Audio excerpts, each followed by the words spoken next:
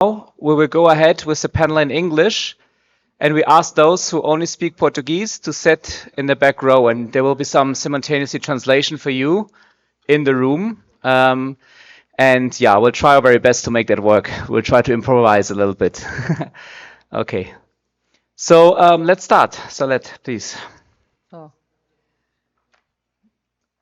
Hello. Leave no one behind. The well-being of the planet and its inhabitants. Welcome to our panel, Rebuilding from COVID-19 at the G20 Interfaith Forum from IF20. Welcome to Brasilia. Welcome to those who are following along online. Today is August the 20th, 2024. I am Salette Aquino. I am a member of the Global Council of the United Religions Initiative, considered the largest grassroots interfaith movement in the world, present in 113 countries. I have the privilege of coordinating this table with my colleague, Stefan Sengstmann. Yes, a very warm welcome from my side as well. My name is Stefan Sengstmann. I work for World Vision, and I'm also a co-chair of PART, the Partnership on Religion and Sustainable Development. And I've been working in the area of health for a long time, and though the topic of COVID-19 is very close to my heart. So, we will bring some words, Stefan and me, about our statement. But these words, I must do it in Portuguese because it's from my heart. O mundo parou por causa de vírus, quem diria? Perplexidade, angústia, incerteza, pavor, mortes, muitas mortes, acompanhadas nos noticiários a todo momento. Começaram longe, até chegarem perto de nossos vizinhos, de nossas famílias. A morte tirou meu irmão mais novo de minha família. Ele passou 71 dias na UTI, sob os cuidados exaustivos das equipes de saúde. Gostaria de agradecer a todos eles, e o faço nas pessoas dos membros de nossa mesa. Todos fizeram seus esforços profissionais e pessoais para minimizar o sofrimento. Gostaria que não tivéssemos que passar por tudo isso, mas parece impossível. Portanto, nosso painel tem como objetivo, além de conhecer as ações tomadas pelas instituições aqui representadas, antecipar medidas para minimizar danos futuros. Maybe just to give the bottom line of what she was saying, as the translation is still not working, but Salette has been very personally affected by the COVID-19 pandemic because she actually lost her brother during this time. So it is something where, we hear all those numbers over COVID-19, but I think many of us also have some personal histories and personal stories about this. And so that's a story that she shared, how her own family actually was affected by the virus. From my side, I can just say this panel could not come at a better time. Just a few days ago, WHO declared a health emergency again for another pandemic, for Mpox. We all know that sooner or later we will have to face another global pandemic. But what did we learn from COVID-19 response, and how has it also impacted our other health areas? What roles have religious leaders played and should play in the future? These are some of the questions we would like to discuss during our panel today. One of the areas I found particularly important is the dissemination of correct information in a fast-changing world. During COVID-19, World Vision initiated a text message chain to all the faith leaders that we have worked with. Through this chain, we were able to reach thousands of faith leaders that then again were able to also pass on some of the critical information, and we were able to reach many, many people that are in very remote areas. Faith actors are everywhere, and mostly the first people that are actually responding in a crisis. So let us listen to what we have learned and what are some of the good practices for the future. Yes, thank you. Can I read from your, so I can read in English? It's not working anymore? It's working. Oh, nice. Thank you. So translation is working now? No, from English to Portuguese is working. Okay, and from Portuguese to English, it's not working. They're still working on that one. Okay, so but we have in one direction we have a translation already now. Okay, please continue. The dynamics of our work will be: each member of the Bureau will speak for 5 minutes, strictly time. The short CVs of each speaker are available in the program, so we will present them very briefly. Everyone has chosen between Portuguese or English to speak, and we would like to thank the interpreters for this event, without whom communication would not be possible. At the end of the presentation, we will ask questions of the panelists and then open up to questions from the audience. We will invite you to speak in the following order: Douglas, Monica, Abdul, Lely, Ricardo, and Ahmed. So it's a big pleasure and honor for me to introduce Doug Fountain, who is the Executive Director of Christian Connection for Health International, shortly CCIH in the United States, which is a global network with 120 member organizations working in 90 countries. CCIH is broad economically and works interface and focuses on health promotion services in community-focused programs and health facilities. Doug, we cannot wait what you want to share with us.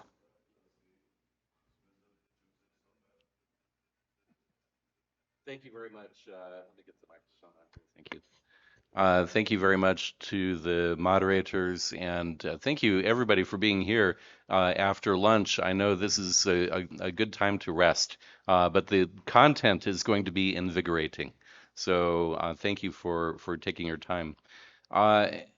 When I had the opportunity to speak about this, I thought about the word rebuilding after COVID, and I struggled with that word rebuilding because I think we are continuing to build a multifaceted health system that can handle the holistic needs of a global population with quality and agility. Learning comes from setbacks, and we've learned a lot from COVID. I think as faith actors coming out of COVID, I know that we've learned a lot of lessons about what to do differently. We risk, though, bouncing from crisis to crisis. Oh, yeah. Faith actors must be involved in responding to COVID. 84% of the world's population belongs to a major religious group. Faith actors are among the world's largest providers of health services in communities and health facilities. They are opportunities to engage in promoting health. Our programs and in communities and health services make vital our inclusion, but I want to echo what one leader said to us recently.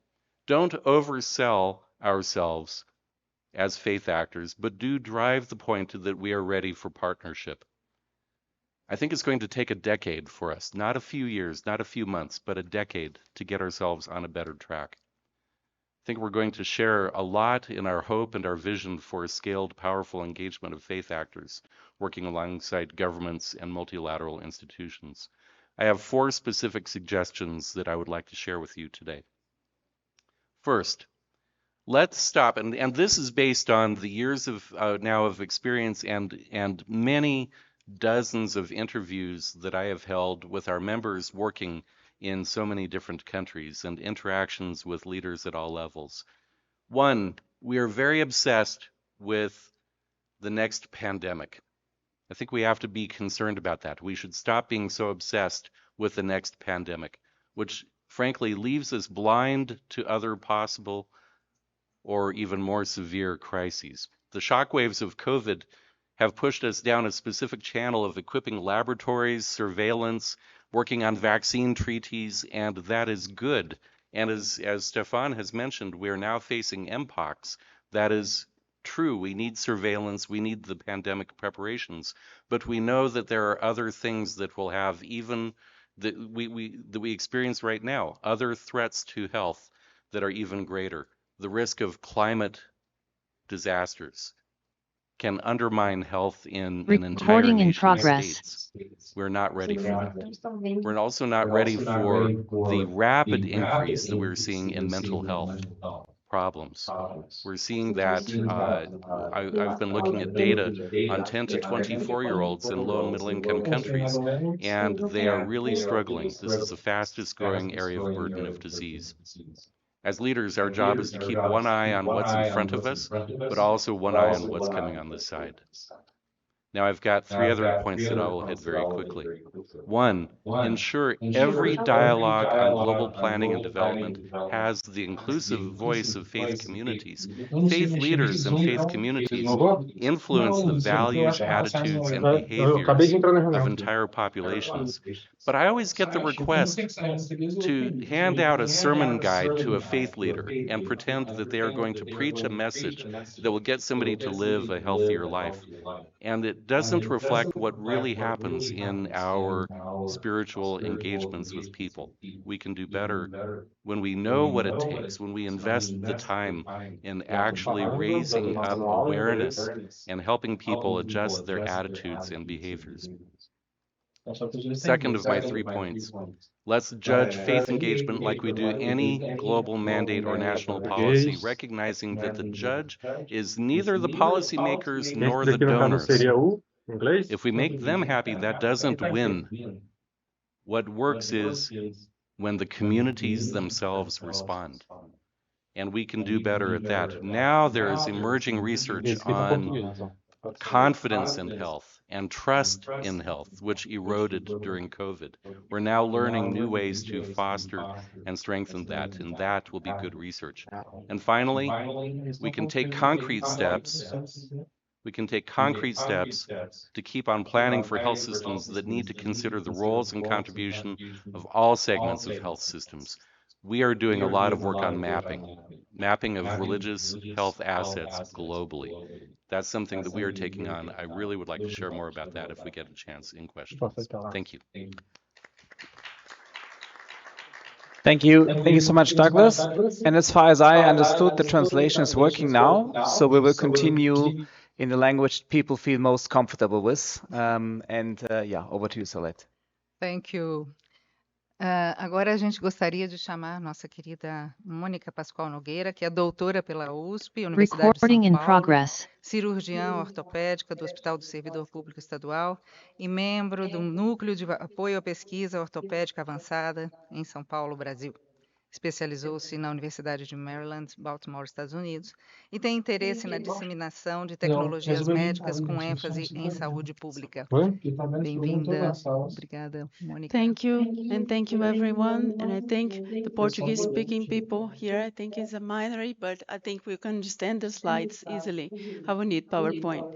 I'm an orthopedic surgeon, and in pandemic times, we had to take care of people with respiratory problems. Suddenly, we had to take out of them, and I haven't given calls for orthopedic for 15 years, so that was a shock for me going back to those patients. And then, if you can put the PowerPoint, that would be nice. Thank you. And in this area, looking at that, we left behind a lot of people, a lot of children with deformities that were not treated because of pandemic, because they don't kill, but they needed a lot of support because they were left behind. So in our policy of letting no one behind, we are working on to rescue all these children and being able to treat them. So I know that Doug brought questions of being able to rescue something and do something as a community. So a group of orthopedic surgeons and a group of parents and a community could resuscitate a method of treatment for clubfoot, which is a deformity that... Could you get this PowerPoint? Thank you. I'll just stand up to make it clear. And treat those kids. treat those kids that with an intervention with 4 weeks, it's our vaccine to deformity. So in 4 weeks, you twist a little bit, very gentle on the children's feet, and they get corrected. So you have a tenotomy under local anesthesia, and all of a sudden you get some person rid of this deformity. So it's a big commitment. And why to be concerned? Because if you don't treat them, they will become people that will have a lot of limitations. So it's a lot of people having that, 1 in every 750 live births, twice as common in males and females, in both feet half of the time, and 200,000 clubfoot children are born annually. And half of them don't get treatment. So that's a big number. And they will have this scenario where they have prejudice and they are taken away from the society, from work, from participation, from education. Like this lady, or like this boy that didn't go to school because he had bullying from his friends. So, but not anymore, because Dr. Pulsetti brought a method, as I was explaining to you, with very careful molding of the feet of the child and a small surgical procedure and using of shoes to sleep. And this is very successful. And like Apoio was saying, we could use this to treat this deformity and avoid this to be a life-threatening problem. So how can we help? How the interreligious group can help? They can support the training, as an NGO had done with us, had to work with, thank you, logistic and facilities to have these children close, and have to work with the braces as well.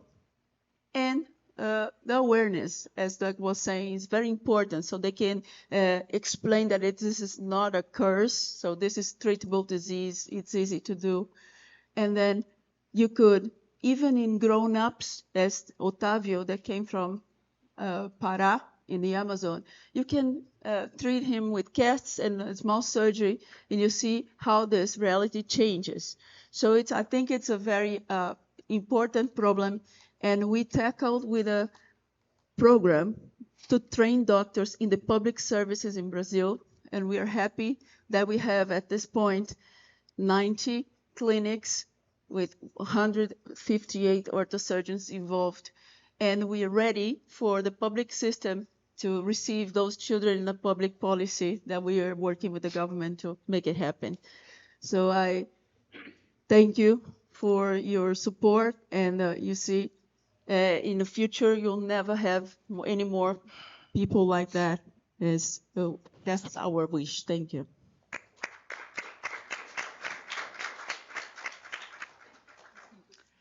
Thank you so much, Monica. Fascinating and great, and thanks for showing the pictures. I think that always makes it quite clear. It's an honor now for me to introduce our next panelist, and this is Abdul Muti, who is Professor of Islamic Education at Saidafi Hidayatullah State Islamic University in Jakarta, Indonesia. He's also Secretary General of the Central Council of Muhammadiyah, a modernist Islamic movement established in Yogyakarta, Indonesia in 1912. The movement runs schools, universities, hospitals, orphanages, and other social and religious programs. Abdul Muti, the word is yours. Thank you, Stefan. First of all, allow me to thank the organizing committee for giving me opportunity. I have problem with my blood.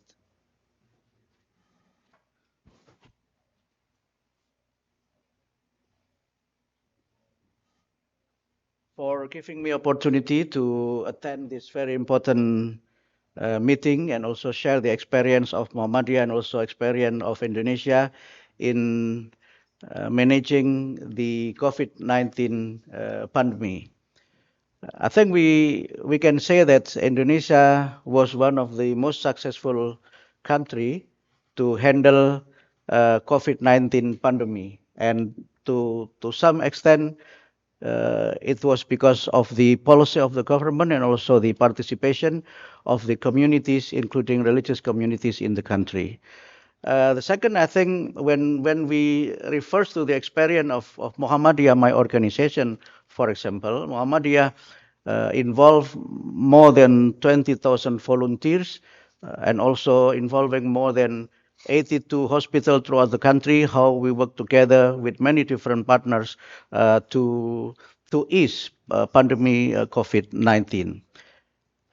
And based from this experience, we can say that although COVID-19 might be over, but we still face so many challenges in relation to the problem that Dov already mentioned before, that we might face so many challenges in relation to disease, especially in Indonesian context. For example, we can see that Indonesia is one of the vulnerable countries that is actually facing many different and many kinds of disease, because Indonesia is located in the Ring of Fire and so many problems in relation to the quality of environment and some other problems in relation to the lifestyle of the people. Therefore, having this situation and the challenge in the future after COVID-19, I think we can we can manage the future challenge by what I call as the system or the let's say the agenda that Muhammadiyah call as disaster resilience. This concept is actually based on the experience that we do not only respond to disaster, meaning when disaster happen, we just do something, or mitigate the disaster, but we should go beyond the mitigation of the disease by what we call as the concept of disaster resilience. Having this concept, then there are at least four important aspects of disaster resilience. First, of course, to strengthen roles of religion and faith as guidance for life and meaningful problem solving. This could be possible by reinterpretation of religious texts that are progressive and contextual, as well as making sense of religious doctrine for everyday life.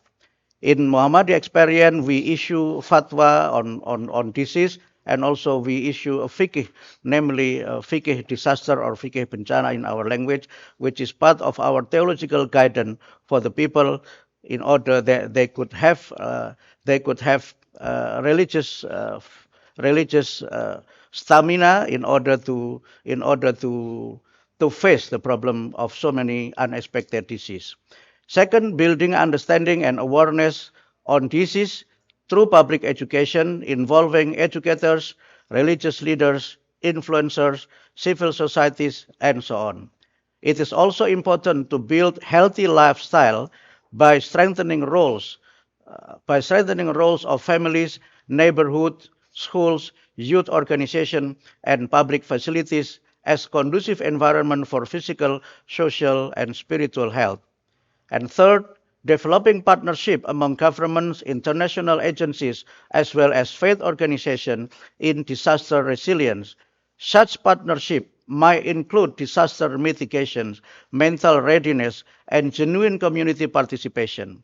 Building healthy society does not only depend on sophisticated medical technology, but also mindset and mentality of people on disaster and how they can save and survive themselves and the universe. And finally, the fourth is utilizing traditional or national system, or maybe we can say that we could actually developing disaster resilience by taking advantage of cultures. In Indonesian context, for example, the culture, namely gotong royong, is very important for the successful of any kind of disasters and how people work together on the basis of voluntary and participation for overcoming the problem of any kind of disease. Thank you very much. Muito obrigada, Abdul. Que experiências maravilhosas vocês estão tendo na Indonésia. Muito obrigada. Tenho a honra agora de chamar para se apresentar Lely Guzman, que tem mestrado em bioética pela Universidade del Bosque, é especialista e gerente de organizações de saúde e especialista em epidemiologia na Fundação Universitária Juan Corpas, na Colômbia. Trabalhou como consultora temporária e instrutora da Organização Pan-Americana de Saúde no processo de planejamento, microplanejamento, execução, monitoramento e avaliação de campanhas de vacinação no Peru, México, Nicarágua, Equador e Honduras.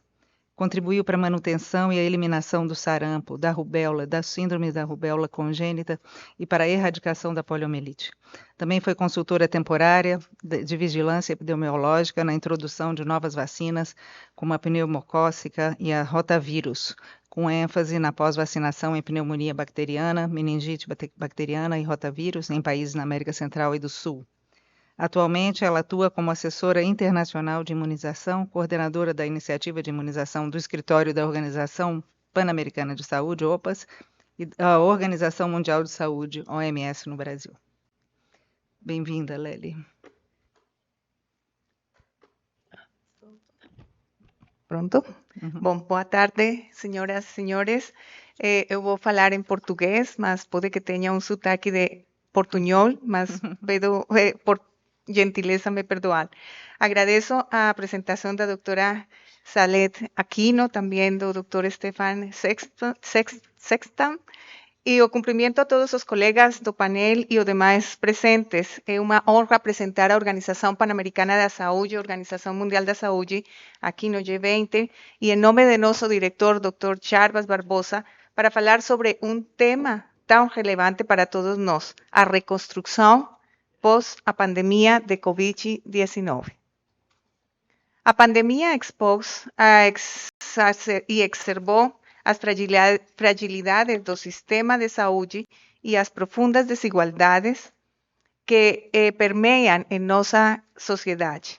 Durante a pandemia, essas desigualdades se tornaram particularmente evidentes na região das Américas, a qual registrou quase metade das mortes pela Covid e o maior número de mortes entre os profissionais da saúde.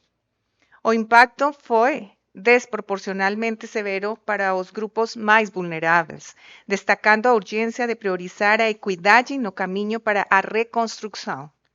A Covid-19 também afetou os pacientes de doenças crônicas, não transmissíveis, que viram seus tratamentos descontinuados e ficaram mais suscetíveis a letalidades e doenças. Retrocedemos em ganhos de saúde pública. A crise revelou os limites dos sistemas de saúde e a necessidade de um acesso universal e equitativo. A maioria dos países da América Latina ainda não alcançou o nível mínimo recomendado de 6% do gasto público em saúde para assegurar um acesso universal. Além disso, mesmo com a alta demanda por serviços de saúde mental, esses países dedicam, em média, apenas 3% de seus orçamentos totais de saúde nessa área. A resposta a essa crise global envolve uma abordagem integrada, reforçando a colaboração internacional e a preparação para futuras emergências. É essencial fortalecer a saúde pública, o acesso aos serviços de saúde, valorizar os profissionais da saúde e garantir intervenções críticas para programas prioritários, entre eles a cobertura vacinal adequada. A nível mundial, essas mudanças passam pela reinvenção da arquitetura global da saúde. Neste ano, avançamos na Assembleia Mundial da Saúde com a bem-sucedida revisão do Regulamento Sanitário Internacional de 2005, assegurando uma melhor proteção coletiva. E desde dezembro de 2021, em 194 Estados-membros da OMS, estão negociando um grande instrumento sobre pandemias. No centro do instrumento proposto está previsto um compromisso global para prevenir, detectar, responder a surtos com potencial pandêmico e apoiar a coordenação global por meio da Organização Mundial da Saúde fortalecida. Além disso, está em negociação a garantia da equidade por meio de acesso a ferramentas para prevenir pandemias, como a oferta de vacinas, equipamentos de protecção individual, informações e conhecimentos, bem como acesso aos cuidados de saúde para todas as pessoas.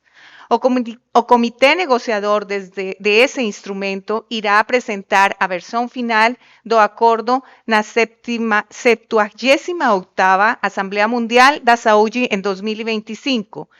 É crucial que esse instrumento seja ambicioso e robusto e vinculante também, e que acarree compromisso firme de fortalecer a arquitetura global da saúde.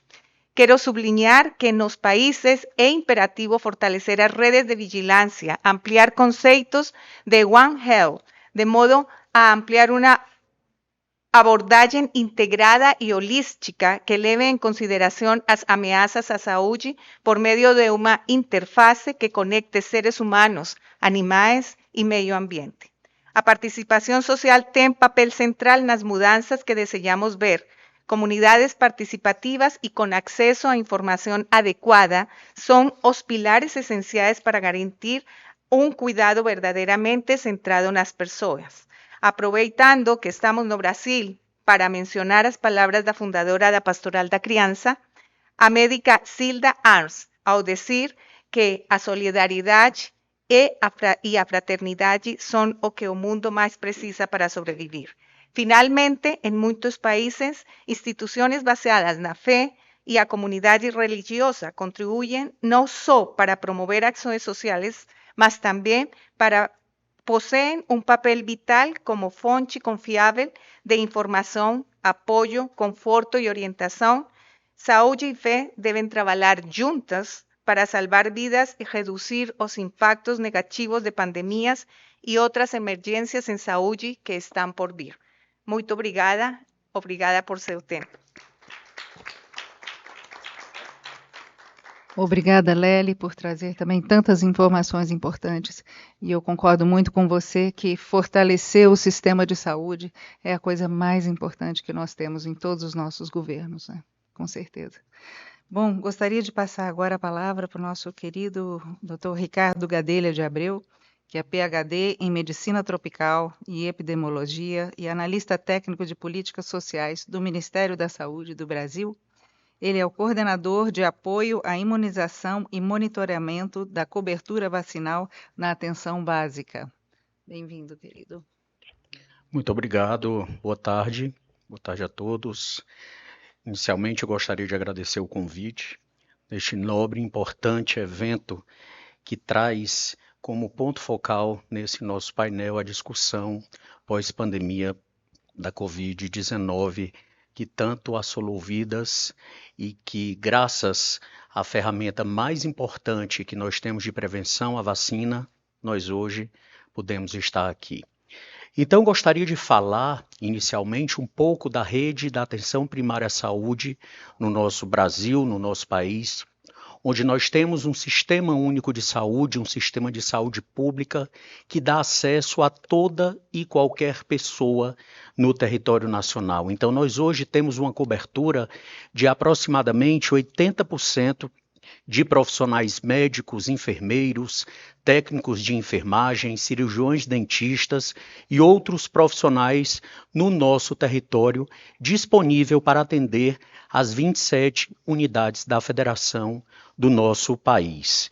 Então, além desses profissionais, nós temos uma figura muito importante do agente comunitário de saúde que teve que exercer o seu papel fundamental, o seu papel imprescindível na pandemia da Covid-19, porque este profissional visita rotineiramente os domicílios do nosso país, levando e discutindo tanto a promoção à saúde quanto a prevenção de doenças. Então, nós tivemos, durante a pandemia, vários desafios a enfrentar no nosso país, mas nós tínhamos esse grupo disponível e graças e principalmente à atenção primária que se disponibilizou, nós conseguimos sobreviver com grande êxito, né? Apesar de muitos óbitos no Brasil, nós conseguimos sim sobreviver e graças também à vacinação, nós conseguimos também disponibilizar de forma gratuita a todos os brasileiros.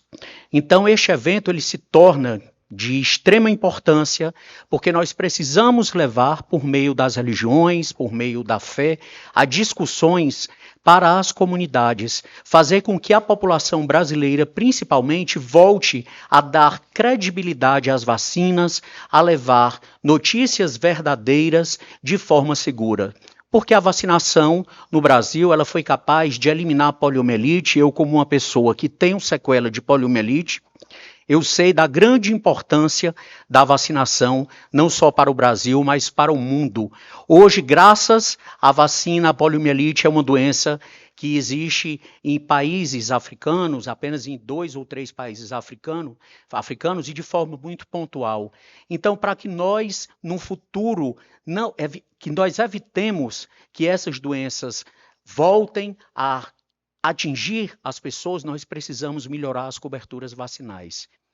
Então, a pandemia nos mostrou que as nossas coberturas estavam baixas de algumas vacinas ao longo desde o ano de 2016 e que é preciso, e nós estamos hoje atuando de uma forma intensa, juntamente com o Programa Nacional de Imunizações do Ministério da Saúde, que é um programa já muito bem estabelecido, um programa que há 50 anos é reconhecido no território. Então, a parceria com muitos de vocês é uma parceria que se torna essencial para que nós evitemos outras futuras pandemias.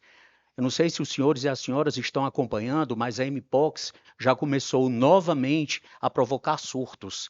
E temos vacina e precisamos acreditar nessas vacinas, precisamos desenvolver estudos e levar confiança, principalmente, em notícias verdadeiras. E os senhores são fundamentais para que essa articulação ela se fortaleça na comunidade, no território. Então, precisamos, além de tudo isso que eu falei, planejar ações compartilhadas com o governo, o sistema público, o sistema privado, as religiões e a sociedade civil organizada para evitarmos no futuro outras pandemias.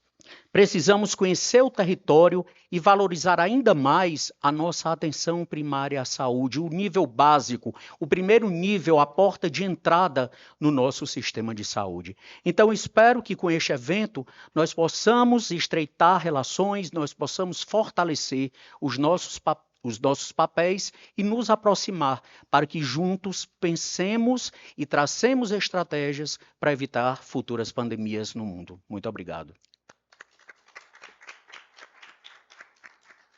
Ricardo, como brasileira, eu não poderia deixar de fazer esse comentário. Assim, enobrecer o nosso SUS, o nosso Sistema Único de Saúde do Brasil, que é um exemplo para o mundo, né? E, então, precisamos investir cada vez mais para melhorar cada vez mais, né? E também dizer que essa cobertura vacinal, que era tão fantástica no nosso país, como você disse, né? A gente agora viu esse desmonte e com esses novos tempos, a gente espera muito que isso seja, né, revigorado, revertido. Muito obrigada pela sua fala.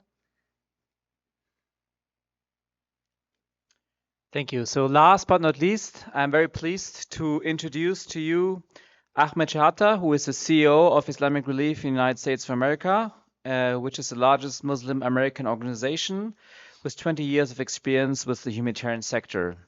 So Ahmed, please, what would you like to share about the work that Islamic Relief did on COVID-19? Thank you so much for having me representing Islamic Relief, the largest Muslim American humanitarian organization. I'd like to thank my colleagues here as well as the organizing committee. And it gives me and the organization and the board of trustees an honor that my colleague Christina Nahi is one of the committee organizing this amazing platform. So please help me to welcome her and to thank her for what she has been doing, advocating on behalf of such an amazing platform. Again, my name is Ahmed Shehata. I'm the CEO of Islamic Relief USA, the largest Muslim humanitarian organization. And I'm honored to join all of you today during the G20 Interfaith Forum in beautiful Brazil for the session on the health and the situation after COVID-19. The principle that Islamic relief is depending on is basically from our faith, which is the Islam. And in the Quran, the Holy Book teaches us that God has set up the balance of justice so that you don't transgress the balance, and establish weight with justice and don't make deficient the balance. IRUSA applies these essential Islamic principles of maintaining and establishing balance in the world through our health, hygiene, water, and sanitation projects. And the most important part for us is the health programs. Especially, this is one of the mandate of Islamic relief, and more special once it comes to the children and kids and women. Islamic relief has changed their strategy, or part of the strategy, to focus more after the pandemic that our generation never experienced before, which is the COVID-19. So we were able to shift our strategy as well as the mindset of our donors in the United States to make sure that we're going to meet the need of our beneficiaries domestically in America and where else. So Islamic Relief became the co-founder of the initiatives with Gates Foundation called Moms and Babies, just to make sure that Islamic Relief will raise awareness and will raise more money to make sure that we're going to spend more money for the health for women, mommies, and babies domestically and internationally. Since Islamic Relief is an international agency, we were able to allocate more money toward the health programs and projects domestically and globally. For example, in Afghanistan, we were able to allocate $10 million for our health and education programs in Afghanistan. And Afghanistan, as we all know, for the past 2+ years, have been facing a serious crisis because of the political situation, as well as Yemen. And Yemen, one of those countries that have been facing a lot of issues because of the civil war and the political conflict as well. So Islamic Relief was able to allocate more than $3.1 million, and we have been able to encourage our donors to contribute more to these projects to make sure that we're going to maintain the health programs in these countries. My background is a fundraiser, and I know that changing the mindset of our donors is something that's not easy. So changing the mindset from donors giving to emergency and food distribution to focus more on the health programs and health sector was not that easy. But finally, we were able to change the mindset of many of our donors in America to make sure that they're going to partner with Islamic Relief to implement more health programs, as I mentioned, especially for our beloved children domestically and internationally. Last but not least, unfortunately, for the past 10 months, we all have been witnessing the situation in Gaza. And unfortunately, 2 days ago, the first case of Ebola was reported that it is happening in Gaza. Unfortunately, this is expected from such war and for the destroy for the entire health system in Gaza. Me, myself, I was in Gaza invited by UNRWA in the year of 2013. 2013, the health system was suffering badly. Imagine now after 100% destroyed of the entire health sector in Gaza. The situation is very bad. I think such a platform and the leadership of the faith and interfaith and the humanitarian organization should be speaking up loudly to the leadership of G20, asking them not only for ceasefire, but for new policy to make sure that once we go back rebuilding Gaza, we're going to keep in mind the entire health sector. One more time, thanks so much for the invitation. I wish you all the best. Thank you. Thank you so much for this very rich panel that we had so far. And I think it's amazing to see the different perspective we're bringing on the pandemic. So we had some very clinical focus where we heard how things are going on in a clinic. We had some good success story, and also from Indonesia, from a very different continent. We heard also from an implementing organization like Islamic Relief some of the challenges that they were facing. So I think it's amazing to see the variety of things that we're having.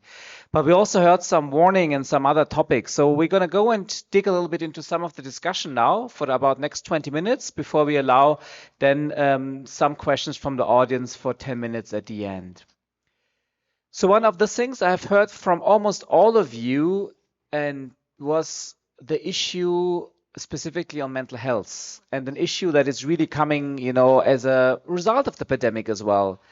And my question is now, also seeing that we have here a religious organization, what is your perspective, or what do you think could be the role of religious actors, specifically also in strengthening this mental health issue? So I'm just going to open it up. Maybe I'm going to ask Douglas to go first on this question. Yeah, thank you for the question. I try to be data driven when I think about what are the challenges that we face, because many of the things that we confront, sometimes there's an emotional draw. But the question is, what is the data behind that? And the data is very clear. When you look at the global burden of disease, the fastest growing segment of global burden of disease is non-communicable disease. And in low and middle income countries, one of the fastest growing components of that is mental health. In fact, we did a conference in East Africa, and I pulled up the data for East Africa for 10 to 24-year-olds and found that mental health is the #1 single largest contributor of disease burden and the fastest growing segment of disease burden for 10 to 24-year-old people in that region. Here's the thing: the religious organizations are uniquely positioned to respond. And when we held that conference, we discussed all of the ways that we can respond. Of course, we can provide services, strengthen in our faith-based community centers and hospitals. We can strengthen the direct health services. That's always true. We can also sensitize people in faith communities about how to actually identify the stressors and the problems within faith communities so that people can provide more immediate first aid for somebody who is perhaps experiencing trauma or onset of anxiety or depression. But the big thing that I took away from that conference was one thing that I was not prepared for, and that is caring for the caregivers. Caring for the caregivers. And the stress and the strain, on one hand, we can look at the professionals, and we know health workers are burning out around the world. That is a challenge. And keeping people focused, keeping the healthcare workers, especially frontline workers, working is hard. And when they are stressed and burning out, that is extra hard. But also the caregiver in the home. Somebody is sick in the home, and the person that's responsible is stressed and they don't know what to do. And we can do a lot in faith communities around that. That's the conversation we're starting at CCIH. Thank you. Thank you. Thank you so much. And maybe Abdul, because I think one of the things I took away from your presentation, which I found extremely striking, was specifically, you know, you spoke about the religious tradition and values and how they can also help. Maybe you can bring this a little bit into relation also with the mental health question. Yeah, I think the problems sometimes when we see the disease, sometimes people tend to see disease as just the God will. And we need to have the new understanding that most of the disease actually man-made disasters. It is important then to look at and to reinterpret religious texts in order that bringing the understanding of the people that so many things happen in the world is actually mostly caused by human behavior or human deeds. The second is actually we need to have much more significant roles of religious leaders, not only to preaching, but also to accompany those who have problems and also to nurture how they could have a very strong spiritual and mentality. It is important that the role of religions are not only to pray, but also to play a significant role in order that anyone can survive if they have a positive mentality about the disease, and they also have to have positive mindset, they can actually individually or maybe collectively solve the problem by working together. It is important that religion also could become one of the spiritual motivation. That when one can do something beneficial for others, it actually brings a very significant meaning for the rest of the people. It is in this context that religious organizations, including the experience of Muhammadiyah, for example, could work together with many different faiths, because the problem in relation to disease is not only the problem that actually resulted in one particular country, but it's also the problem that involves what we call the global world, meaning that we need to work together hand in hand, and it is one of the universal teaching of religion, that is humanity. Meaning that through humanity we can work across countries and also work across tradition and also work with many people from different faiths, because we have common teaching, common good, and common responsibility. Thank you so much. And before we come to our Brazilian-speaking colleagues, just Ahmed, maybe from Islamic Relief perspective, I know that you also take the mental health issue very serious. Maybe you can share a little bit some of the initiatives that Islamic Relief is also driving in this direction. Sure, absolutely. It is obvious and clear that part of many culture that we cannot admit that we are facing mental illness issues. So we have been working with the leadership and imams and religious leaders just to make sure that they're going to open this discussion during the weekly lectures to the community, that mental health is part of our nature as a human being. So we have to admit that. Secondly, Islamic Relief has been encouraging the main Islamic centers around the nation to establish their own free clinics and to include the mental health. And Islamic Relief was able to support financially many Islamic centers around the nation to make sure that they're going to help and serve the community at large, Muslims and non-Muslims, especially after pandemic. We have seen many cases such as the increase of the divorces and some other problems, and we were educating the communities in certain cities how to apply and to get grants from the local community. And this is the modality that we have been successfully sharing with everyone in Detroit, Islamic Center of Detroit, as well as the Muslim community in New York City.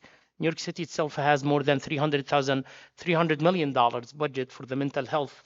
And unfortunately, the community at large, Muslims and non-Muslims, they were not aware of that. So Islamic Relief have been trying their best to educate the local community how to benefit from the budget sitting out there, to make sure that the community will be able to deal with such pandemic. And unfortunately, as you mentioned, that we are expecting more pandemics to come to the current generation.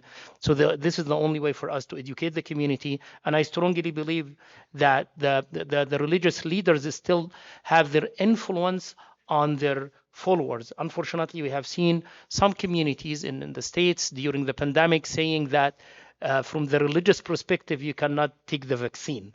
And this is something, sadly, to see that some communities is still talking from this perspective. So we were able to train our imams and the imams councils around the nation in America how to educate the community that this is not the right of the religious leaders to talk about such matter. It is basically needs the experts, which are the physicians on this regard. And Islamic Relief was able to adopt more than 50 webinars educating the community at large the importance of taking the vaccine, and became a main strategy for Islamic Relief to carry on. And this is one of the learning lessons after the pandemic or the COVID-19. Thank you. Agora eu pergunto aqui para os meus colegas do Brasil se podem dar um exemplo de algum desafio que tiveram com a comunidade religiosa, algum problema, alguma situação. Olá, Salette. Português, fala português? Em relação a suporte, a gente sempre teve suporte de todas as comunidades religiosas em relação a comunidades trazendo crianças, encontrando aquele menino que foi trazido por uma igreja batista e que depois fez a parte do foster, e não foi um desafio. Mas eu acho que a gente está em 2024 e não é mais o dilema de fé e ciência de tantos mil anos atrás. Eu acho que assim chegamos num ponto em que a gente consegue fazer um diálogo muito produtivo, muito, vamos dizer, próspero em relação a dar mais saúde para as pessoas. O que o colega falou em relação à humanização, trazer para a medicina isso de novo é uma coisa muito boa. A medicina está mecanizada, está um pouco como se fosse uma máquina de produzir serviços, né? Está sendo vista como um business e ela tem que ser trazida de volta para valores humanos e em relação a você colocar uma pitada de cuidar da alma, né? Também na saúde mental que a gente está comentando. Eu acho que nessa pitada não seria um desafio, seria uma ajuda e seriam trabalhar junto, tirando esse problema de não ser contra a ciência, né? Porque senão os cientistas veem a comunidade religiosa como um adversário, mas não um adversário. É trabalhando todos juntos para o mesmo propósito. Por isso esse meeting está sendo tão produtivo. Obrigada, Mônica. Bom, obrigada, Salette. Eu concordo e com lo que foi falado com a pergunta anterior em quanto a todo este impacto e a necessidade das comunidades religiosas e instituições da fé. Realmente sí, nós tivemos bom trabalho como Organização Pan-Americana da Saúde, com organizações da fé, no processo de acessibilidade dos trabalhadores da saúde àquelas comunidades isoladas.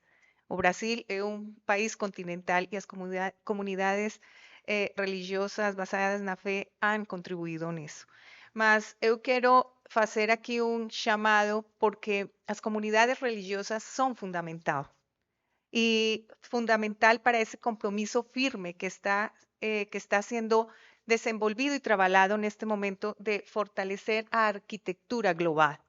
E essa arquitectura global se fortalece, sim, com a participação das comunidades religiosas e das instituições da fé, porque se temos instrumento que seja comprometedor a través de todos os países do mundo, 294 países que fazem parte da Organização Mundial da Saúde, para ter instrumento que trabalhe essa preparação ante pandemias e aquelas situações emergenciais que estão prácticamente na volta de nosso quarteirão, poderemos sim ter uma saúde comprometida e uma saúde para todos e uma saúde integral, tendo a saúde mental e a saúde física integral na pessoa.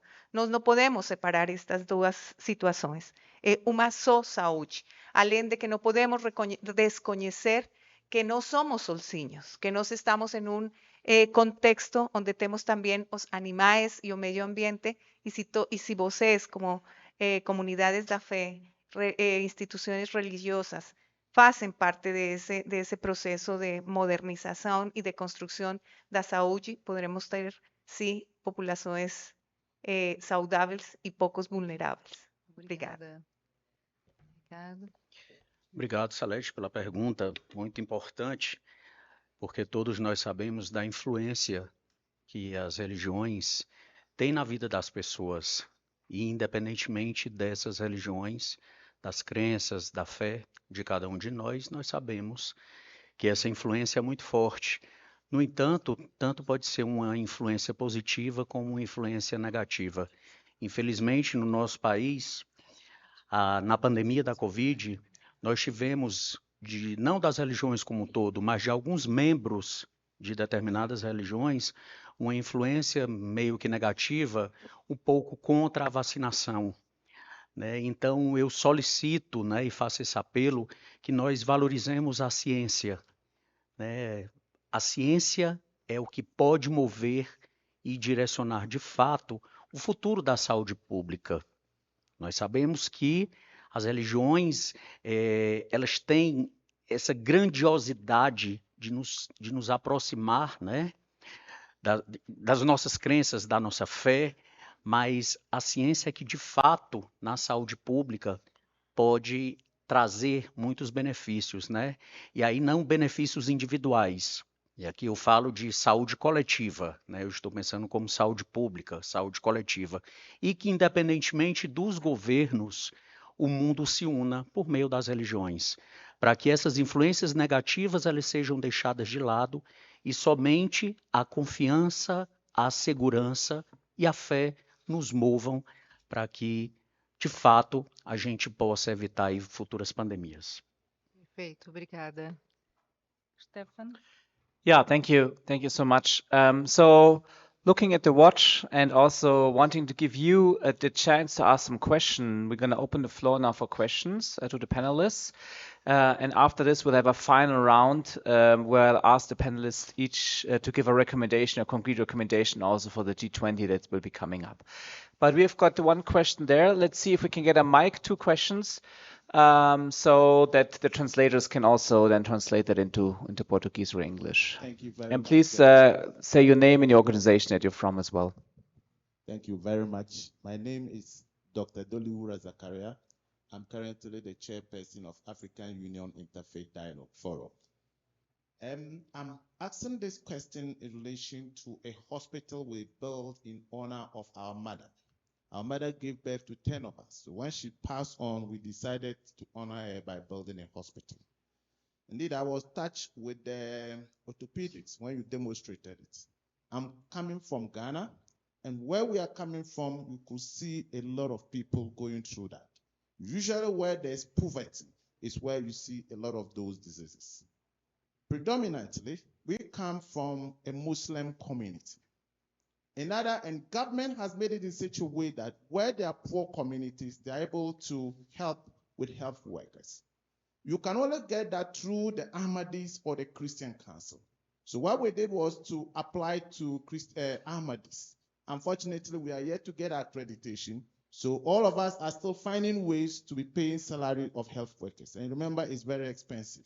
So my question was in relation to how we can get 2-3 doctors to be trained in order to help us, or how we can have a partnership of dealing with that. And secondly, in terms of what Professor Abdul Muti spoke about, if we can also up our call with the Ahmadis in Ghana so that we can get the accreditation because we are doing the same faith work back at home. And also in terms of support from Ahmed, how can we collaborate? Because it's all about faith work and not profit-making organization. And the name of the hospital is called Aisha Hospital. Thank you. Thank you so much. Would you like, anyone wants to respond to that before we take the next question? Yes, please. Thank you very much for your interest in the club food situation. Well, it's a heritage. I don't think it belongs to any religion or any institution. It belongs to the humanity. So the thing is that what we have to do is to give the local people autonomy to treat their own children. The technique is very reproducible. It's easy to train. So you get together, you get some training, and Pulsati International Association have doctors all around the world, and we are helping each other, going there, having the local people trained, and they will be able to treat their own children in the country. This is not complicated.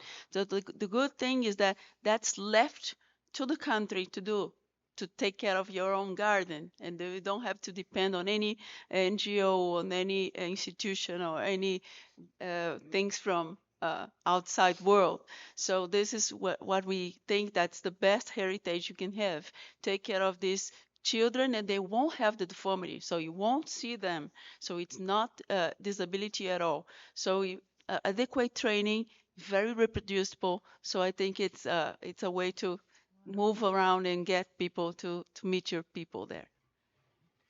And maybe also that from my side, I'm sure Doug can also speak to that. But I think one of the things that was also recognized in the pandemic, and I'm very happy about this, is, the role of community health workers, and to really make sure that we value community health workers more, and many of them have been working voluntarily, giving lots of their life, and really bringing that up into a discussion to make sure, that they also actually are getting paid and that we actually value them in a way that's important. And so these are some of the discussions we're having very much with WHO and trying to implement now in many, many different countries, to make sure that we have a good community health worker system in place that can support, with many of the challenges and burdens that we have. Douglas? Yeah, thank you. I appreciate the experience in Ghana. And you brought up the Christian Health Association of Ghana, which has, I think, 360 or 380 health facilities, hospitals, And 74% of the medical staff salaries are covered by the government. That is true. But the situation is more bleak almost everywhere else that we look across sub-Saharan Africa, where faith-based providers get next to nothing. Go not far from you to Nigeria, and the faith-based health centers, the Christian and the Islamic health centers are getting nothing from the government, and that is the story that is more common. It is an advocacy point that we take up for with every opportunity that we get to say that faith providers are working at the last mile. They are providing scaled quality services, and they're trusted in the communities. I mean, really, there's nobody better in Indonesia to go to than Muhammadiyah, and so this is an advocacy point that we try to drive. Keep up the good fight. You'll get there with the government. Thank you.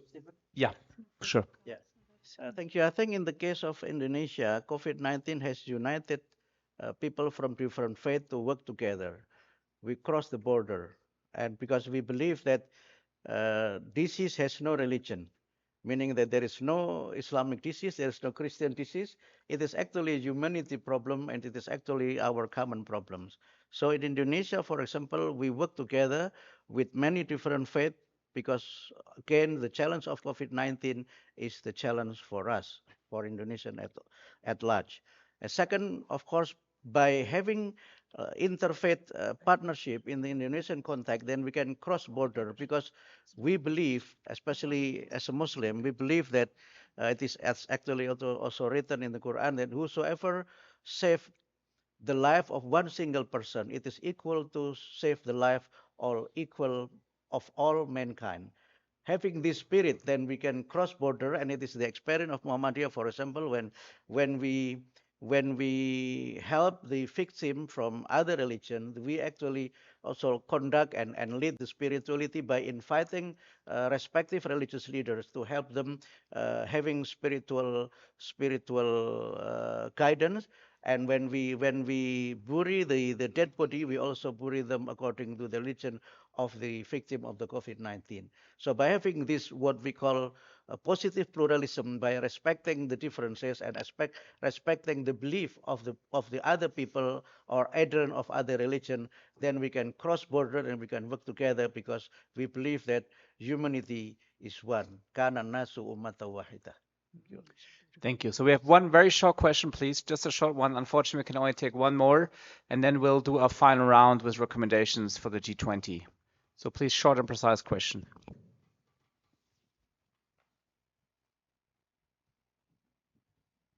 Thank you. My name is Michael Swain. I represent an organization called 4SA. I'm really speaking only in the South African context, so I'm not necessarily able to bring any, let's say, perspective in on an international level.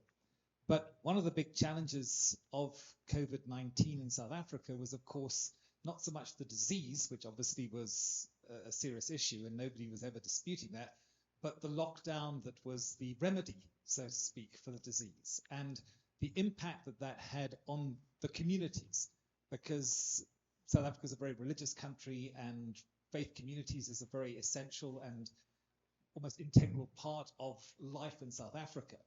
And for a significant period of time, that was essentially banned. I think it was banned long after it was evident that it was no longer a dread disease contagion. The Omicron variant came out, the vaccinations had been rolled out. In other words, you could, if you wanted to, be protected. And yet the lockdowns continued. And I think that what I'd really like to ask is, and eventually we had a situation in South Africa where we were involved, because from a religious freedom point of view, you had an inequality. You could go to a casino, you could go to a health club, you could go to a cinema, but you couldn't go to church. If two people prayed together, that was a criminal offense. And the devastation that that had on the faith communities is self-evident. Many churches and faith communities never have recovered from that lockdown. And obviously you have the mental health crisis. And I think the question would be, to what extent would the panel address perhaps the treatment of COVID or maybe any other future pandemic that would allow the faith community to play the valuable role that it does play. Because historically, it's always been at the front line. Whenever there's been a crisis, even a health crisis, the faith community has been the one who stepped up, and it did in South Africa too.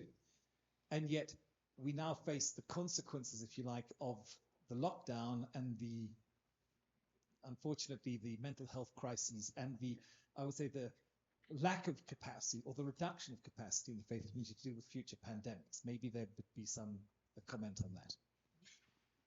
Yeah, thank you. Quite complex question. I think we have spoken quite a bit on the mental health side, and there's more panels on mental health that you can come to, so we'll not speak to that. But I don't know, maybe Ahmed, from your perspective, in terms of have you experienced the same, or do you have any ideas and conclusions in terms of, mosques that have been shutting down and maybe not recovered? So any suggestions, ideas from your side on the question? Just not much, because situation in America financially is better than many other communities globally.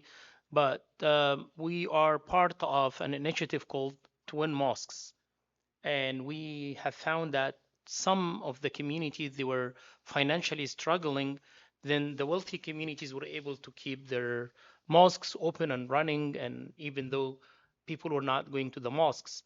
So we were able, as an Islamic Reef, to have this project Twin Mosques to make sure the wealthy community will support the needy community in certain communities in America, to make sure that the business will remain as is. I was attending a roundtable invited by Vatican in October 2022. I was shocked by a case study presented to all of us that the Muslim American community is the only community, faith-based community in America, that didn't lose a single mosque during pandemic. Many other communities, unfortunately, because of the financial support, many churches, many synagogues, they were not able to maintain that financially. In Virginia, where our headquarters, myself and Christina live, one of our main partners, Islamic Center, Dar al-Hijra, one of the main Islamic centers in America, that they were able to help and to support the church next to them, because the church used to open their parking lot on Fridays to the masjid. So the board of this masjid decided to support the church because the church was financially struggling. So I think, as I want to emphasize on what Abdul said, pandemic didn't come to hurt Muslims or Jewish or Christian. This is something that affected the humanity at large. So it was a good exercise for all of us to come together. As well as I want to emphasize on the message that Doc just also mentioned, between the education and the advocacy, I think from my humble experience, these are the only two ways that we can move forward and to build the sector. Unfortunately, the policymakers failed in many occasions and many issues that they were not able to handle many issues. And I would say loudly, proudly, that the humanitarian sector, especially the faith-based organizations, were able to succeed in certain topics and certain issues more than the governments. So I think this is the time for all of us to speak up loudly, to come together as interfaith and faith-based organizations to advocate to the governors and to the governments that we are the one who should handle the money and the donation coming from the governments on the ground. Africa is a good example for all of us, and COVID is a good example for all of us working together for a better world. 1 minute. I think we are over time, but 1 minute, yes. But then we need to come to a final round. Thank you. I think lockdown is one of the most difficult challenges during the COVID-19, especially in the Indonesian context. For example, Indonesia has 800,000 mosques throughout the country. You could imagine how our challenge in that regard. So what we are doing during the COVID-19, first, of course, that we issue the fatwa to explain the importance of performing ritual at our home instead of doing that in the mosque. Second, of course, the second issue that challenged with the lockdown is the issue of economy.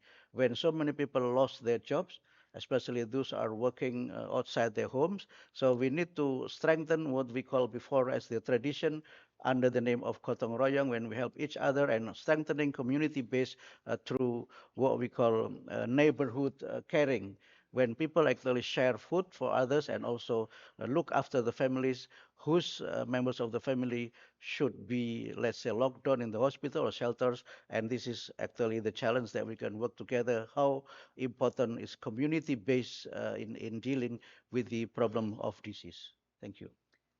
Thank you all. Obrigada a todos. Agora, essa última parte é muito importante para nós, para o IF 20, para o G20. Nós gostaríamos que cada um dissesse uma ou duas recomendações concretas para o G20 sobre como incluir atores religiosos na preparação de uma pandemia. Eu vou começar então lá, Mônica. Obrigada. Minhas recomendações seriam que as comunidades religiosas pudessem sentar na mesa e devem ser ouvidas em relação a algumas políticas públicas para trazer valor para os serviços de saúde, para trazer um caráter humanitário para a saúde e trazer de volta a confiança nos médicos e na medicina. E também não deixar ninguém para trás. Eu acho que sim, prioridades a gente tem sempre, mas que a gente tem que sempre dar uma olhada para ver se tem alguma pessoa que uma minoria que não está beneficiada. Então as comunidades religiosas podiam trazer isso à tona e para fazer o mundo funcionar melhor. Obrigada. Muito obrigada. Lely.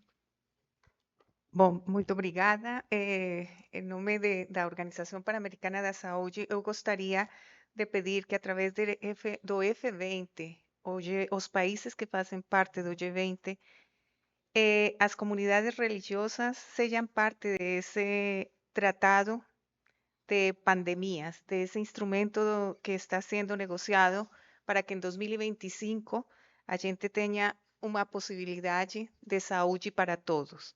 Y también a segunda política que está siendo trabalhada, que es One Health, y en no portugués llámase como uma só saúde, también que as comunidades religiosas y as instituciones de fe participen para que en conjunto sejamos capaces de ter una interfase correcta, adecuada entre os seres humanos, os animais y o medio ambiente, para poder ter saúde para todos. Y con eso fortalecer a saúde pública, valorizar os profissionais da saúde, garantir intervenções próprias adequadas no momento, na hora, como também fortalecer as coberturas de vacinação para todos e todas. Obrigada. Muito obrigada.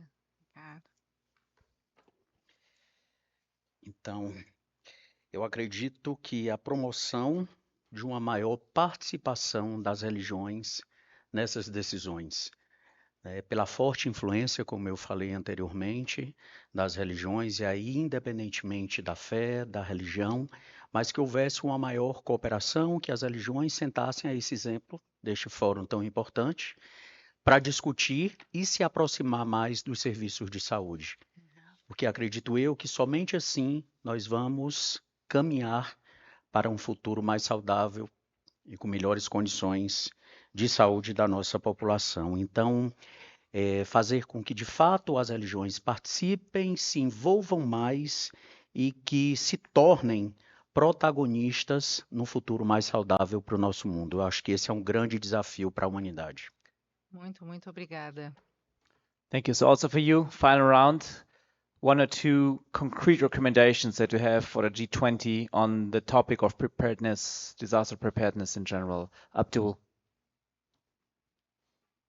Of course, we need to strengthen community base in order that we could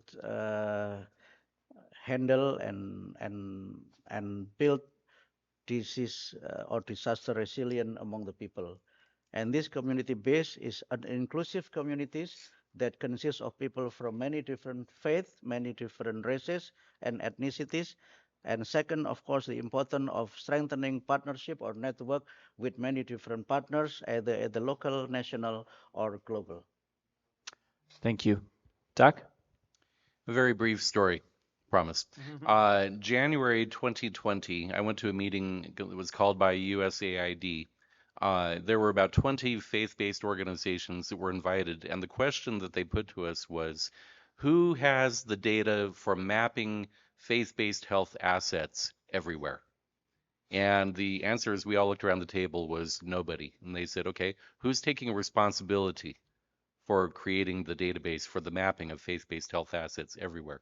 And we all looked at each other and said, not me. And after that meeting, several of us went downstairs and we were depressed because we thought this would be a chance to invigorate. We thought maybe USAID would say, okay, we're creating something. And 5 or 6 of us stood down there and said, somebody needs to do something. Somebody needs to do something.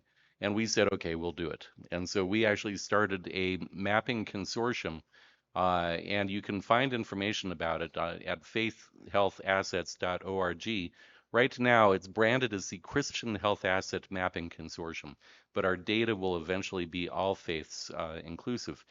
That meeting was 3 weeks before lockdowns happened, and that turned out to be my last meeting with USAID, my last in-person meeting before COVID. And right after that, within weeks after that meeting, we were getting phone calls saying, who has a list of hospitals that need ventilators? We are ready to put money into ventilators. But where are the list of hospitals? And we said, remember, you told us that, you asked us a question and we didn't have the answers. So now we are someplace in 2024. My challenge for G20 is understand what the faith sector is and what it actually offers. We keep saying work with the faith actors and the faith sector, but we're not defining what that is. It's the health facilities, it's the communities, it's the networks, the drug supply organizations, the faith-based universities that are training health workers that nobody talks about.